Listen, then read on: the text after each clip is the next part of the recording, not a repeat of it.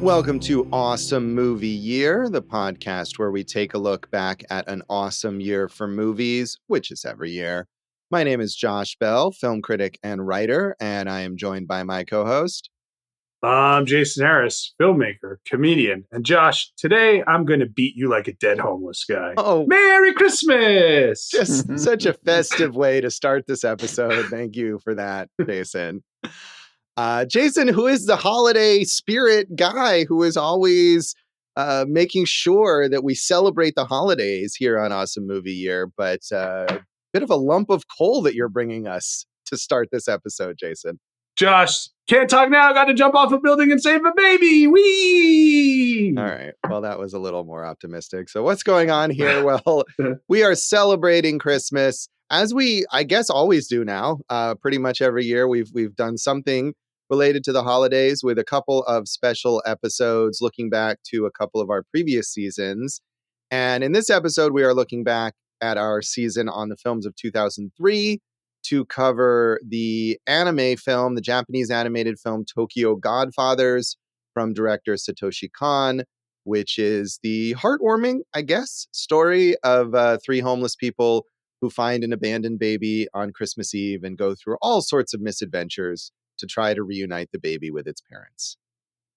Yeah, Josh, I know you told me I'm never allowed to bring up the baby that you threw out in a dumpster, but I feel like today you should make an exception. I have no response to that. So much Christmas cheer from you in this episode, Jason. Hey, this is the movie, man. This is the movie. That is true. No, Dave and I wanted to do a cheerful Christmas movie called Eyes Wide Shut.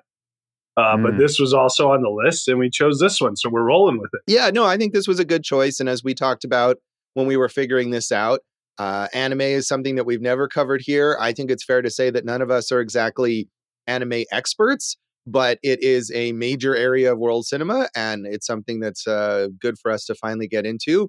Satoshi Kon is a major director within this world, although he only made 4 films, died very young, sadly, but this movie is beloved.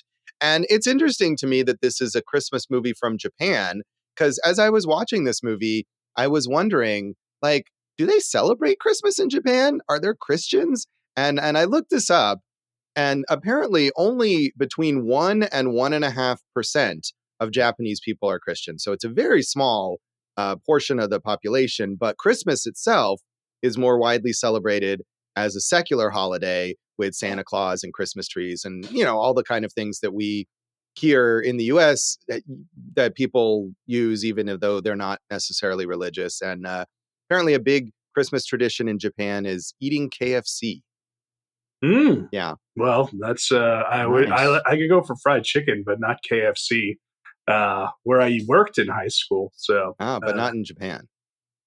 No, but I celebrated the first night of Hanukkah yesterday by playing Santa Claus in a commercial during the day and acting in a Christmas show at night. So I'm as secular as it comes when it comes to using Christmas as a holiday. Right. And I think that's the thing here, is that it's just become this sort of like pop cultural kind of juggernaut, and people ascribe whatever random traditions they want, like eating KFC, you know, because it's created, apparently KFC ran a successful advertising campaign in like the 70s or 80s or something in Japan to convince people that this was, I don't know, I guess some sort of all-American thing to do on this American holiday.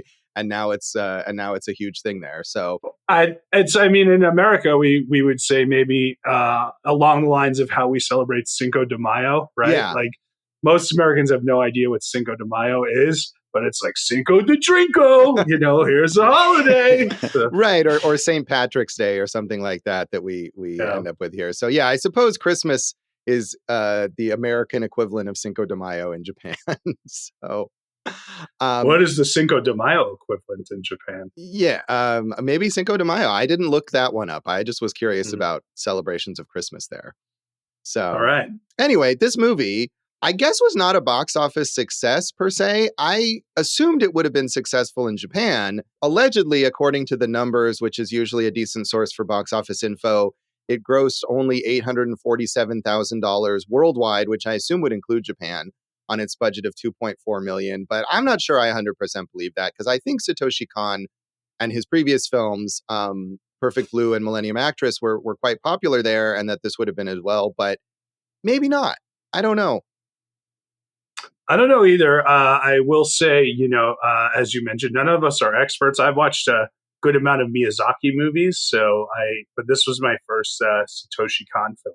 Yeah, I saw Paprika, which was the film he made after this and was actually his final film when that was released in 2006. So it's been quite a while, but I haven't seen his others. And yeah, I've seen a handful of other anime films, including a couple Miyazaki movies, but not as many as you have. But yeah, I mean, there's a whole vast world of this stuff that we're not really familiar with. And I feel like this, however, is perhaps a good gateway because it tells a pretty straightforward story that involves Christmas that is, I think, accessible and familiar for like an American audience if you're not familiar with how these films are made or their approach to storytelling.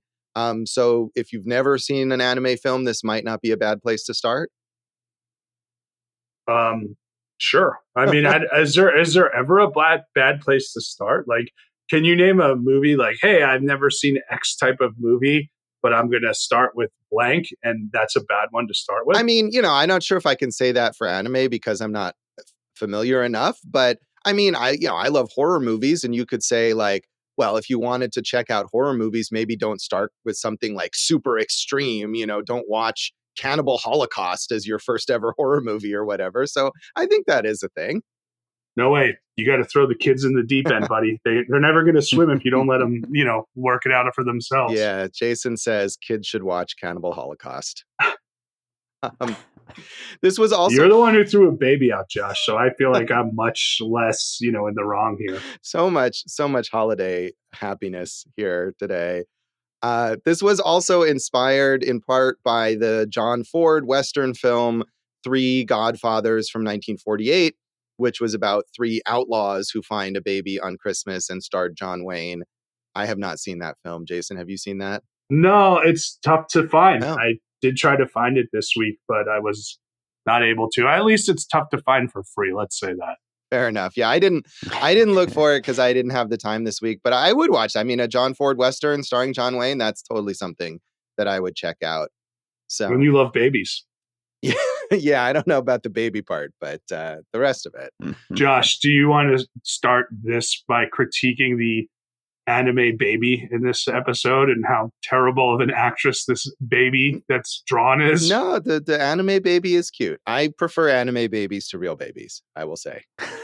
I also thought it was interesting that this is the fourth holiday movie from 2003 that we have covered here on Awesome Movie Year. So quite a year for Christmas classics, I guess. Elf, Bad Santa, and Love Actually. And in fact, our audience choice in our 2003 season was Christmas movies. And the audience chose Bad Santa. And then later on, we did bonus episodes on both Elf and Love Actually, which were the other choices. So, and all of those are major, like movies that people watch every year at Christmas.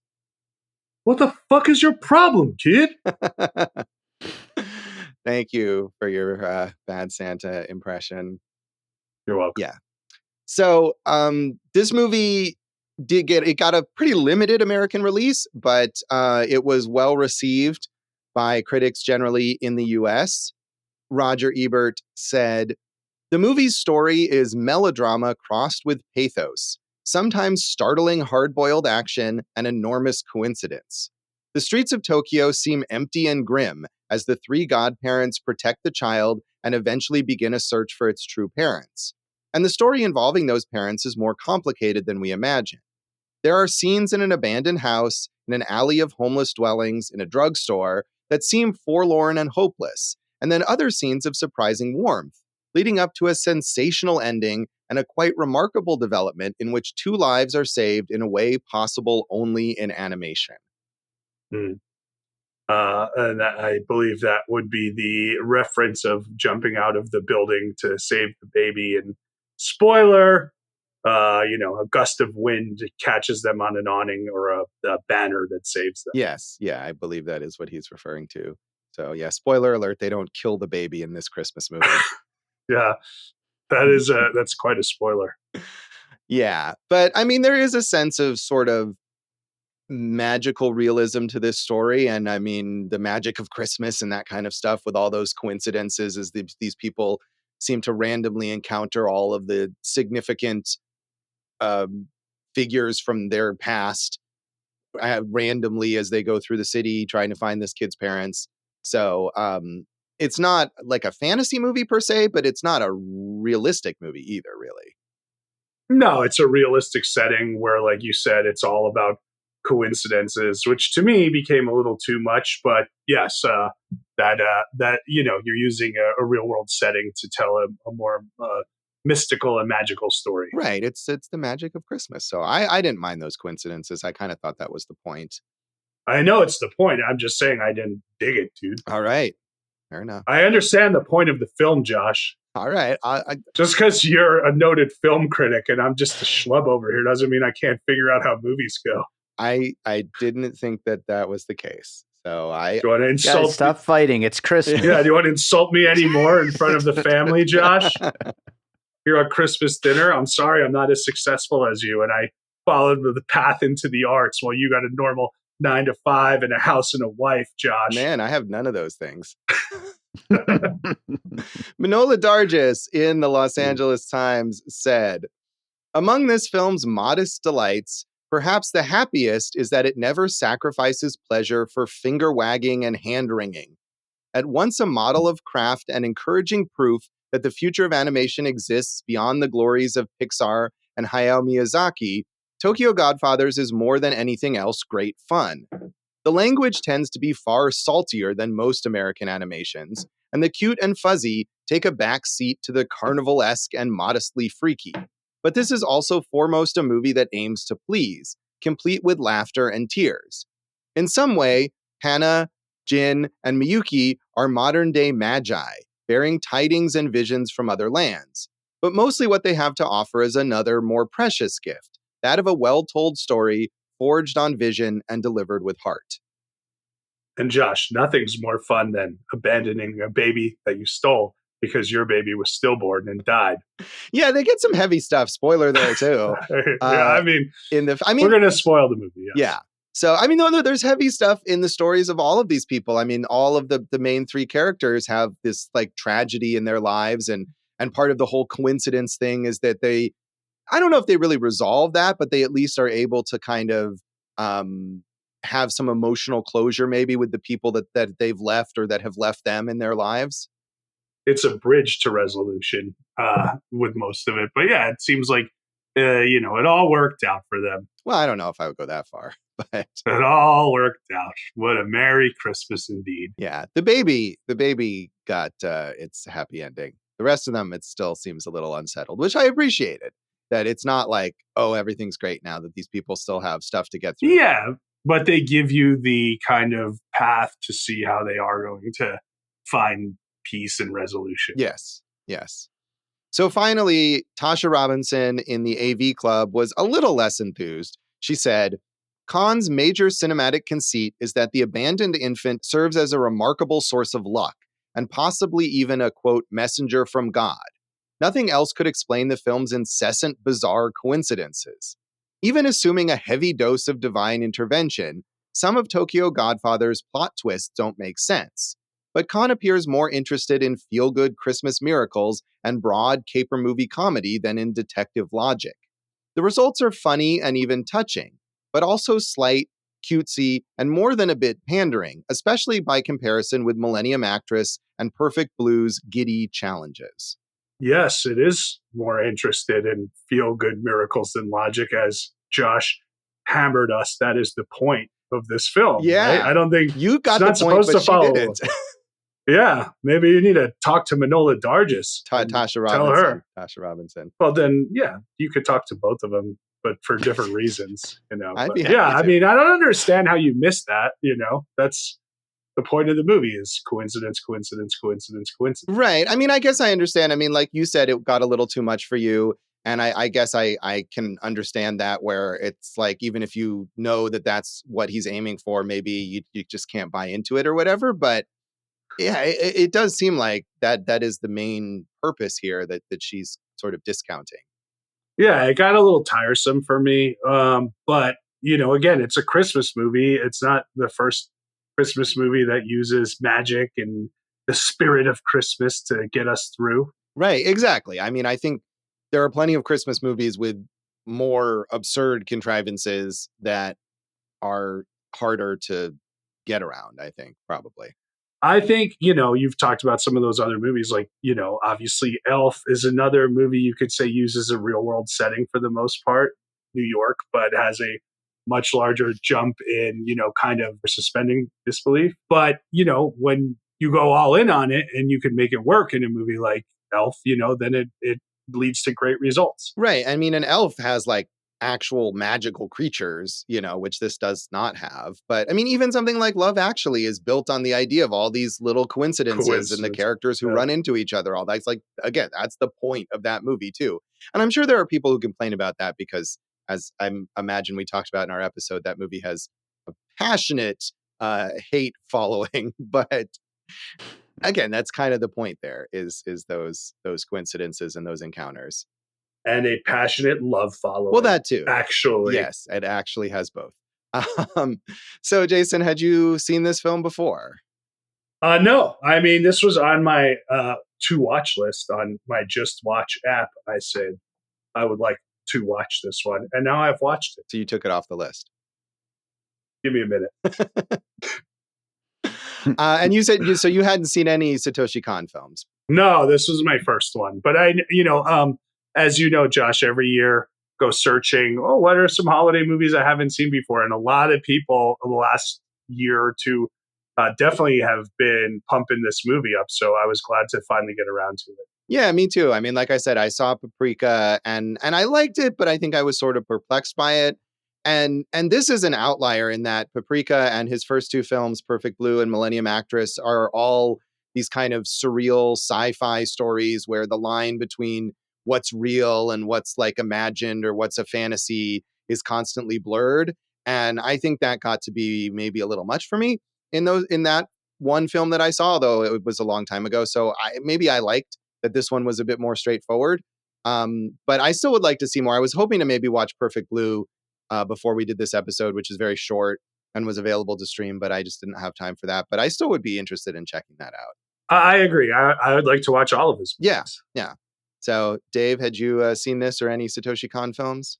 I had not. I was aware of his films, but I've never been a big anime guy. So. I was going to ask you, Dave, because Josh and I kind of talked about what our anime viewing habits have been. Have you watched any anime or?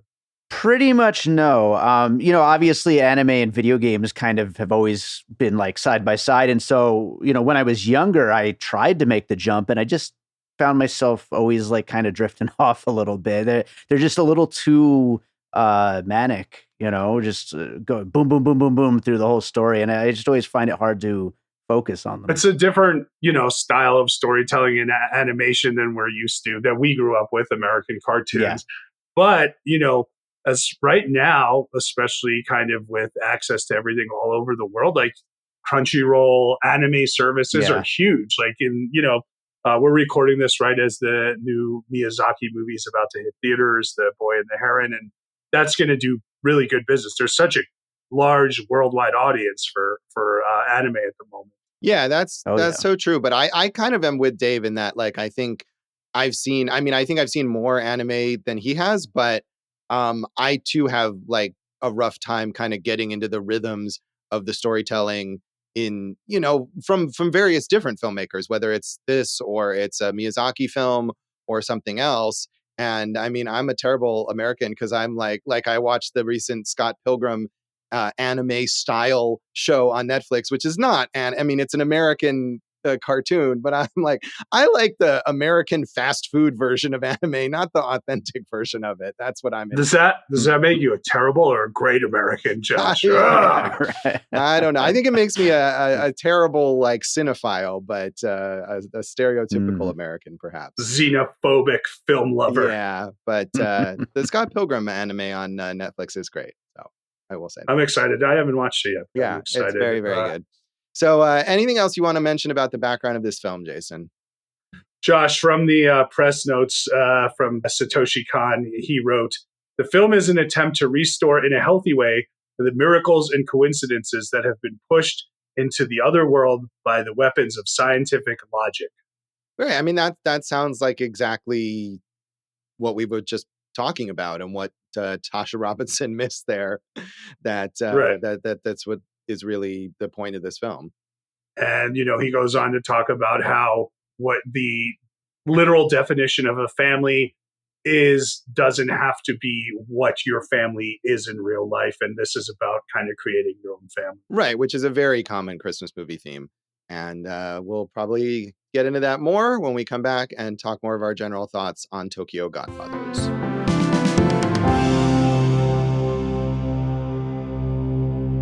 Welcome back to Awesome Movie Year in this special holiday bonus episode thingy. We are looking back to 2003, the year of holiday movies, apparently, to talk about Tokyo Godfathers from Satoshi Kon. And Jason, where would you place? You're the Christmas movie expert. Where do you place this in the Christmas movie pantheon? Can't talk now, Josh. Rescuing a Yakuza boss from being run over by his own car. Yeah, quite a lot of action in this film for a movie about Christmas and a baby. You know what? You're right. You could totally see someone trying to remake this as a live action piece. And I think this would lend itself to that. And of course, as we know from anime that has been remade into live action, have Scarlett Johansson star as the Asian lead. Yeah, that maybe get her to not only star as the Asian lead, but as the Asian trans lead. That would really just encompass all of those missteps that she's made. Oh yeah. Oh man. I enjoyed this movie just fine. I didn't love it, so it's not going to go down as like a quote unquote every year, every other year a holiday film. But I watched it alone. I'd be happy to watch it again with my daughter or watch it again, as I'm kind of revisiting not revisiting, but visiting Satoshi Kon movies. And yeah, I can see myself watching this again around the holidays sometime. Yeah, I mean, unlike you, I don't tend to watch these holiday movies again and again, but I don't think that it would go on my list along with my favorites. And I'm with you that I liked it fine. Like I said, I think I have a tough time getting into the rhythms of anime, and that was true here. But I enjoyed it for the most part. I didn't love it. It made me curious to try to check out the rest of those Satoshi Kon films, but I don't know that I'd watch this one again. I agree, but I mean, in a way, that's kind of like the best compliment you could give a filmmaker. Like, I watched one of this filmmaker's movies, and now I want to watch more of this filmmaker's movies. Right. I mean, and I think I had wanted that anyway, having seen Paprika all that time ago. And, he's got such a legend in part because he died so young and left this small body of work that's just grown in reputation over time. And it's something that I wanted to check out. And also because I've seen a couple Miyazaki films and really didn't care for them. And so I'm like, well, I'll try some other avenue to get into anime rather than the one filmmaker that everyone loves. I mean, I definitely am a big Miyazaki fan. Right. I don't have to love all of this stuff, but I'm always enjoying it. I did watch the original Ghost in the Shell this year, not the Scarlett Johansson version. So yeah, I've seen both actually. Yeah. So, I mean,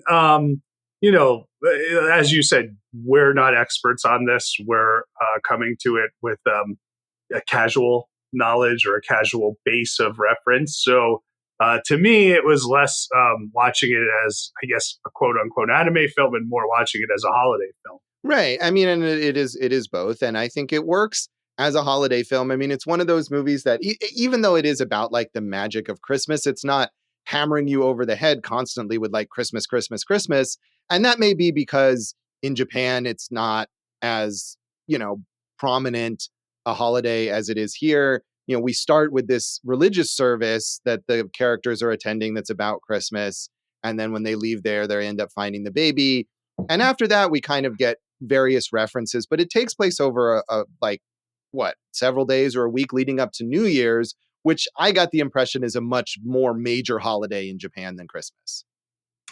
I didn't even consider it one way or the other because it's all a Christmas movie, Right. So it's all takes, as we know, living here in America, Christmas is 4 months long or 3 months long at this point in time. Yeah, so, we're releasing this episode after Christmas, but it's still Christmas. Yeah. So, but Josh, you mentioned Hannah, the trans character, and this was 2003. So, and who knows how long this had been kind of developed. This is pretty progressive to have one of your three main characters, and in a lot of ways, the conscience of the movie as a trans person. At that time, you didn't see a lot of characters like this. Right, and I think it's pretty well handled. I mean, it's exaggerated at times, but so is everything in this film. I mean, that's kind of the style of Yeah, it. I don't take any quote unquote points away for that because that fits in with the rest of the story. Right, and I don't know that it's been, criticized for its representation at all. I hadn't seen that anywhere, and I think, yeah, overall, it's good, and they don't make her like a subject of mockery, or not any more so than any of the other characters, and not because of who she is, but just if she does kind of silly, ridiculous things, which they all do. They're all these sort of bumbling people who are trying to figure their lives out and make poor choices at times. And that's what the movie is getting them to a place of kind of understanding better how their lives have gone, and people that they need to, reconcile with or whatever. And it's the same for her as it is for the other two characters.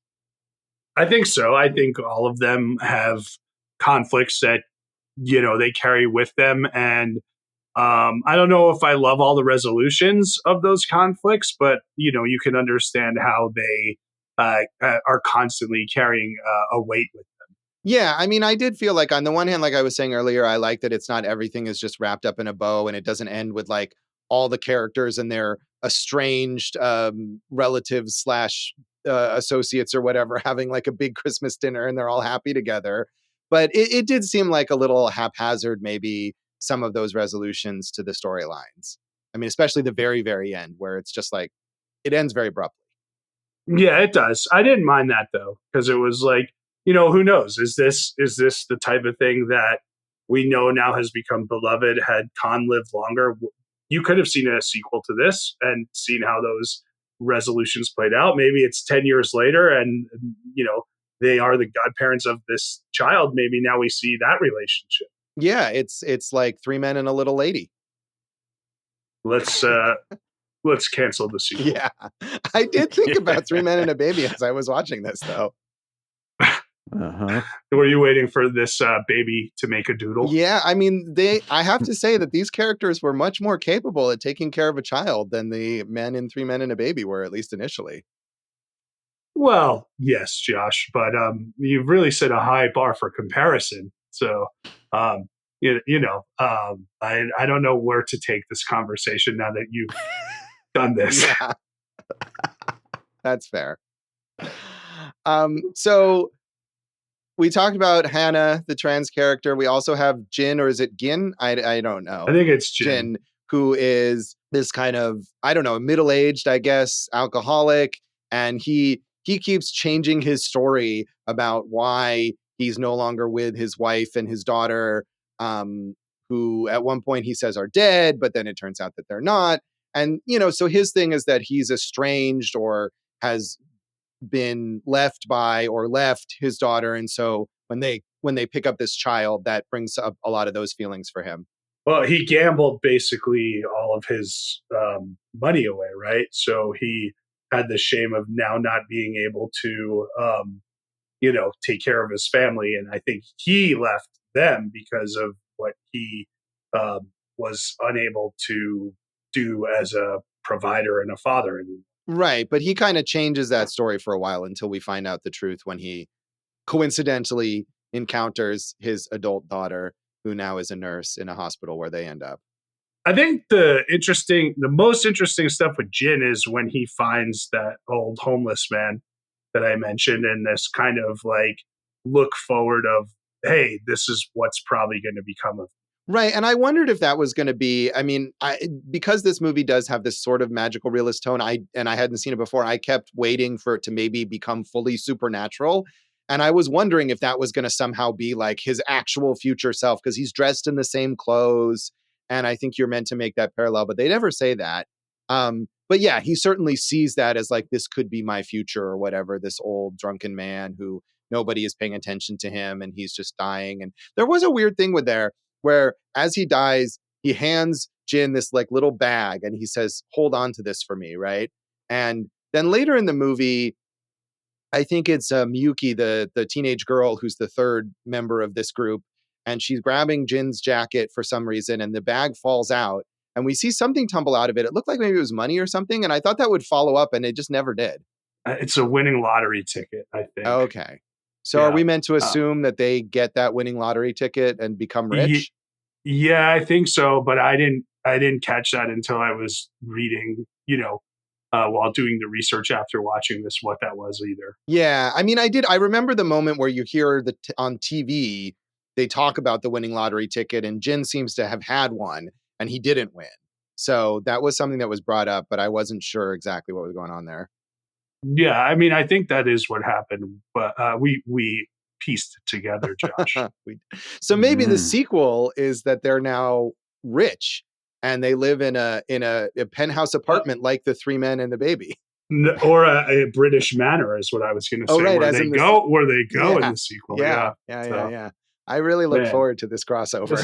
This is sounding terrible. So, so what did you think? So you mentioned Miyuki, I think it is. Yeah, I think so. And she's a teenage runaway. She comes from a well-off family. Her father is a policeman, and she feels he's too controlling. And there's a crazy flashback where she stabs him, tries to murder him because she thinks that he got rid of her cat, and she feels he's too controlling. So she gives him the old stabberoonie and runs away. Yeah, I know maybe there would be a stronger justification for that stabbing. Like maybe he was. There definitely was not. I mean, you can't have it like that he's abusive or whatever and then still want to root for them to reconcile. So I suppose that makes sense, but it does seem like an extreme reaction to the getting rid of the cat. I mean, the dad, very forgiving, just to be like, no worries. You didn't murder me. It was only an attempt. So come on home. Yeah, exactly. So those few weeks I spent in the hospital, I really reflected on our relationship. Right. I mean, but you don't see, because the end of the movie is just he walks into that room and she's like, "Dad," and then it's over. So maybe they have it out. But they do see each other before that. Remember, they're on the trains that pass each other, and she kind of jumps out of the train so she doesn't have to, so the dad can't find her. Right, but you don't know what he would have said to her if they had actually talked to each other at that moment. Why did you stab me? That's a fair guess. That is a fair guess. So, what do you think of the animation in this film and the animation style?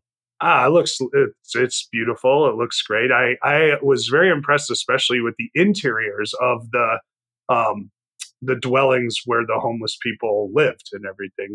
They looked like lived in real places, I thought. Yeah, there's a lot of detail there. And I mean, I think one of the things about anime too is that like character design is always very exaggerated, the expressions on people's faces or whatever. And sometimes that in a movie like this that is theoretically more realistic or grounded, that can be a little off-putting, at least to me sometimes. But I mean, it does look good.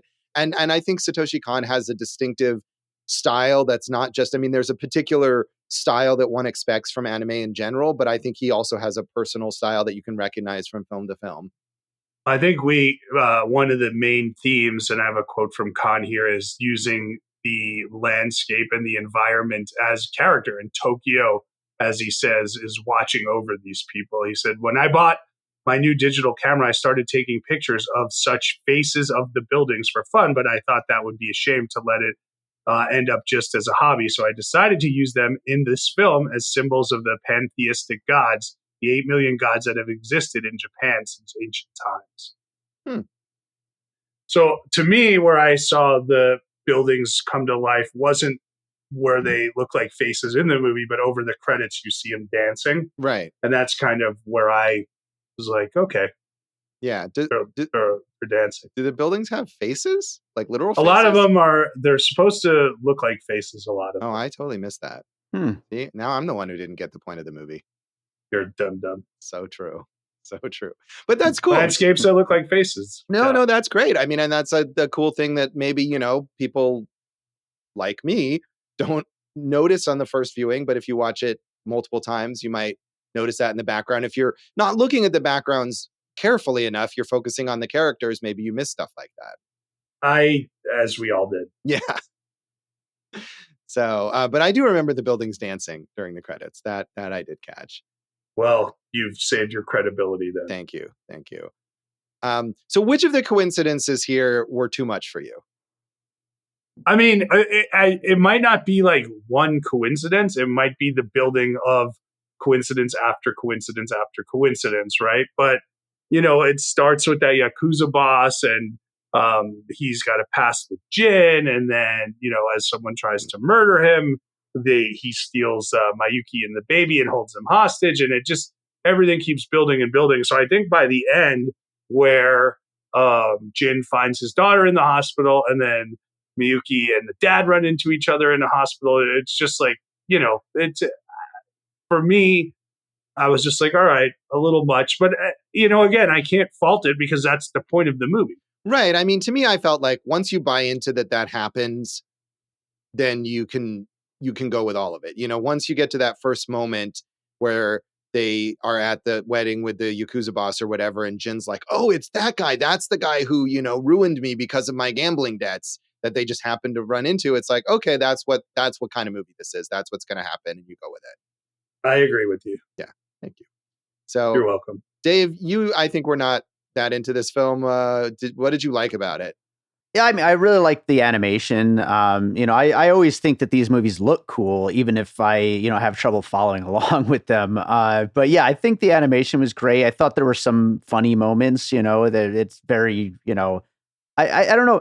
I was wondering if this is more of an anime thing or a mid 2000s thing, but just that kind of irreverent humor of it. I thought there were some good bits there, but yeah, I mean, I just overall I just have trouble with some of these movies, and so I think this is maybe a little bit I underrated it a little bit. I know you're referencing my Letterboxd review, but yeah, it was fun though. Yeah, I think anime a lot. I mean, from what I know, which is mostly Miyazaki stuff, right? Like those type of connections between real world and spiritual world, and that kind of big humor that comes along with that is common in a lot of those movies.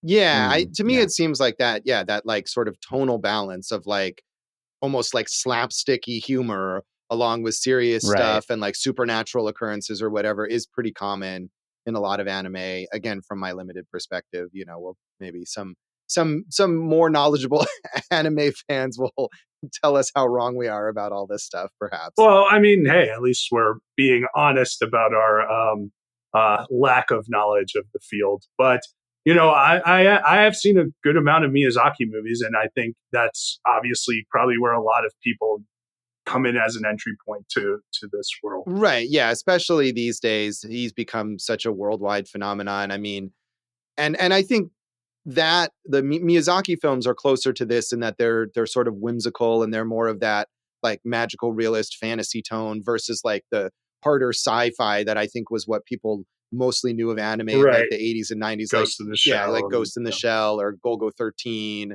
or Akira, which is like, the big gold standard of anime films that first kind of made its worldwide presence known. So I think that maybe has shifted. And of course, I mean, we're talking about it as if it's this monolith, but just like any kind of animation, there's a wide range of genres and kinds of stories that you can tell with this. It's not a genre, it's just a medium. And I'm sure people more knowledgeable could point out a whole range of films that take on different kinds of stories and different tones.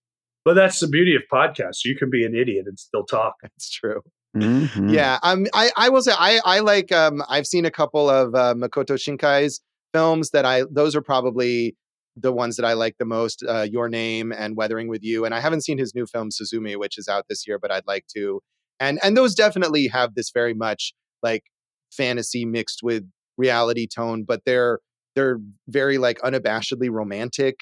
And I kind of like that about those. So those films, for whatever reason, maybe work better for me, even though they have a similar tone to this. I liked Weathering for You. I saw that one. That was pretty good story, I thought. Yeah, I mean, to me, my favorite is still My Neighbor Totoro, which, hey, me and a billion other people, right? So should we give this one a rating out of 5 abandoned babies? Well, there's nothing more Christmassy than that, Josh. I mean, five 5 babies reunited with their families in Oh, there heartwarming you go. moments. Yeah. Not Five Godfathers. All right, Well, we let's could do do it. 5 Godfathers. No, 5 reunited babies. I Yeah. gave it 3, and I'm glad I watched it. Yeah, I'm with you. I give it 3 also. I too am glad I watched it. I definitely need to, expand my knowledge of anime, and this was a good place for me to go with that. Dave, how would you rate this? I went 2.5, but you know what? Screw it. It's the holidays. Let's make it 3. Wow. Such a gift. Dave is bestowing the Christmas gift of half a star on this film. Yes. Half a baby.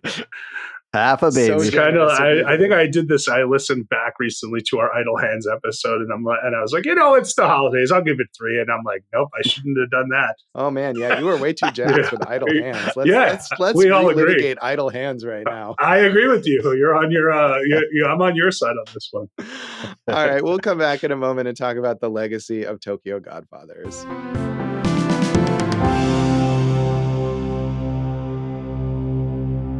Welcome back to Awesome Movie Year in this special holiday episode looking back at 2003.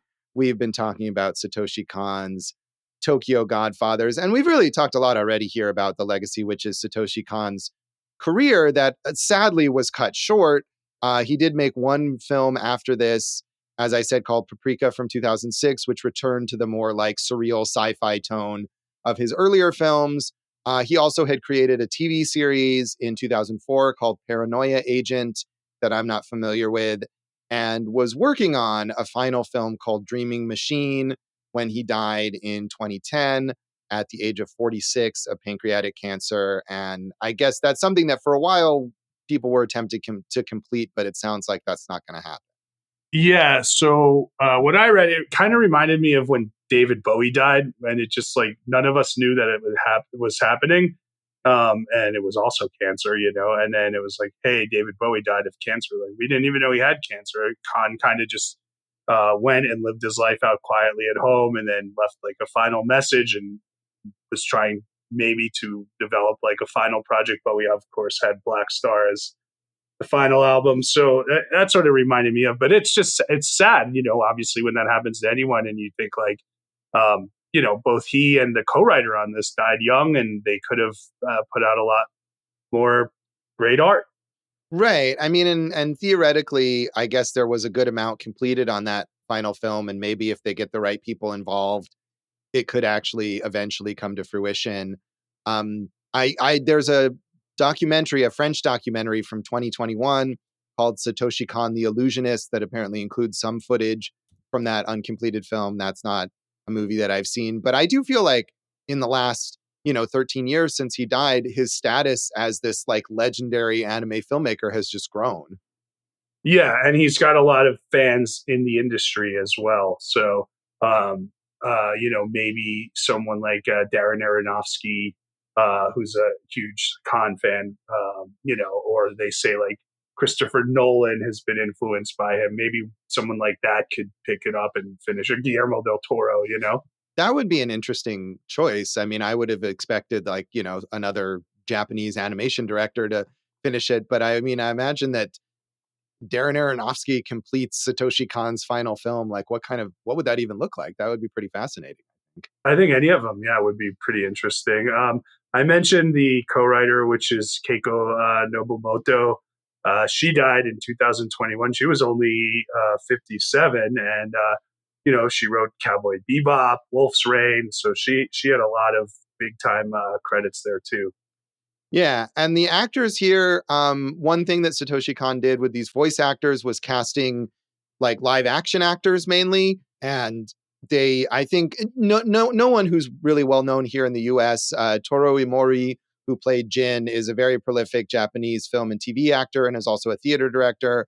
And I think the other stars too have worked extensively in the Japanese film industry, but no one that we're really familiar with here in terms of their live action work, but they continue to work. Right. We watched this. I think all of us watched it in Japanese with subtitles. But it does seem like this is the type of movie right now where they could pick up like a lot of big American actors and do, new dubbings for it in the American language, Josh, English, and, kind of do some type of re-release, whether it's on a anime tile or even a theatrical Christmas release. Yeah, I mean, this does, I think, end up back in theaters around holiday time pretty often. G Kids, which is the big anime distributor, and other like international animation, but mainly anime, they have a pretty robust program of putting these movies, not only this, but other Satoshi Kon and Miyazaki films and other anime films back in theaters over and over again. I feel like there have been multiple instances where this has been re-released in theaters. And there is an English language dub, which, like you said, we didn't watch. And I'm sure it's fine. I mean, one thing, especially like with Miyazaki movies now, is that these are so popular that they get big name actors to do the dubs. And it's actually well done. I think to me, the like, what I assume about dubbed movies is it's always like kind of clumsy and rushed. And you never want to watch a movie dubbed if you could watch it subtitled. But I think especially for these animated films, and because many of them are aimed at children who aren't going to read subtitles, they do a better job with the dubbing. Right. I'm totally open now to see new releases in either language. Like Boy and the Heron, I'm going to see with the English dub. Right. And is that because you're going to go with your daughter, or just you prefer that? No, because I'm going to go with my daughter. But also, like you said, the voice cast is so impressive. I think it's going to rock. It's going to be great. Yeah. Yeah, I hope so. I probably will try to watch that at some point, but maybe with the Japanese version, we can compare notes. So thanks, Josh. Yeah. No, the audience is waiting with bated breath. As they are for really anything we have to say, because of the gems that we offer up here on this podcast. Like that one right there. So I don't know. Do you have anything else you want to say about the legacy of this?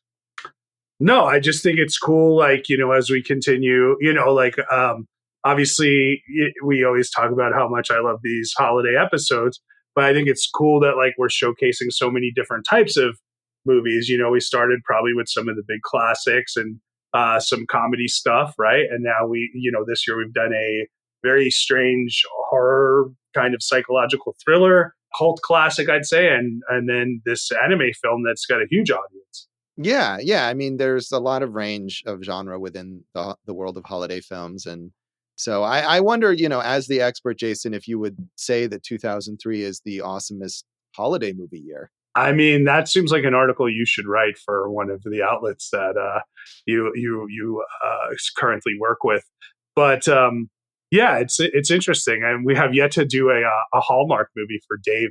Yeah, or a Lifetime. I think Dave's more Lifetime than Hallmark, right? Yeah, absolutely. We like it seedier. Yeah, maybe we'll get there though. I feel like we'll have to research and find like the top most notable one and see if it lines up with any of our years, and we can get there next year. Baby. Right. There are a few Hanukkah movies that hopefully we can get to one or two at some point in time. Don't think there are any Kwanzaa movies that I'm sure there are, but I don't know of it. Yeah, nothing that's really rises to the level of notability, maybe, but we'll look into it. So let us know if you have a favorite Kwanzaa movie. Hit us up on social media. Give us some feedback. And that is Tokyo Godfathers, and that is this episode of Awesome Movie Year. You can hit us up with all your holiday recommendations online and on social media. Jason Harris Comedy or Jay Harris Comedy on all the socials. My letterboxes go for Jason, so go check that out. Eat This Comedy, I think, is coming back next year. We'll see about that. We're Awesome Movie Year or Awesome Movie Pod on all the socials, awesomemovieyear.com. You can find some old stuff from me, including a lot of old blog entries about Christmas movies, actually, at joshbellhateseverything.com. I am at Josh Bell Hates Everything on Facebook and at Signal Bleed on Twitter X, as well as Blue Sky and on Letterboxd. And if you are on Letterboxd and you watch one of the movies we talk about here, tag your reviews Awesome Movie Year. It's just me and Dave now, but we'll get there. We'd love to come on. We'd love to see what you have to say about the movies we talk about, even an older one. You happen to watch one from one of our older episodes, tag it there. We'd love to check it out. And we love Letterboxd. So also, you can listen to our producer, David Rosen's awesome podcast, Piecing It Together. Check out Piecing It Together wherever you listen to podcasts and follow us on social media at Piecing Pod. Jason, what's in our next episode? We're starting a new season. We are. Because it's a new year, Josh. And as we said, it's the original awesomest movie year, 1939. And we are starting with a film that nobody's ever heard of called The Wizard of Oz. Oz. So tune in next time for The Wizard of Oz, and thanks for listening to Awesome Movie Year. Thank you for listening to Awesome Movie Year. Make sure to follow Awesome Movie Year on Facebook, at Awesome Movie Pod on Twitter, and at Awesome Movie Year on Instagram. And if you like the show, review us and rate us with 5 stars on Apple Podcasts.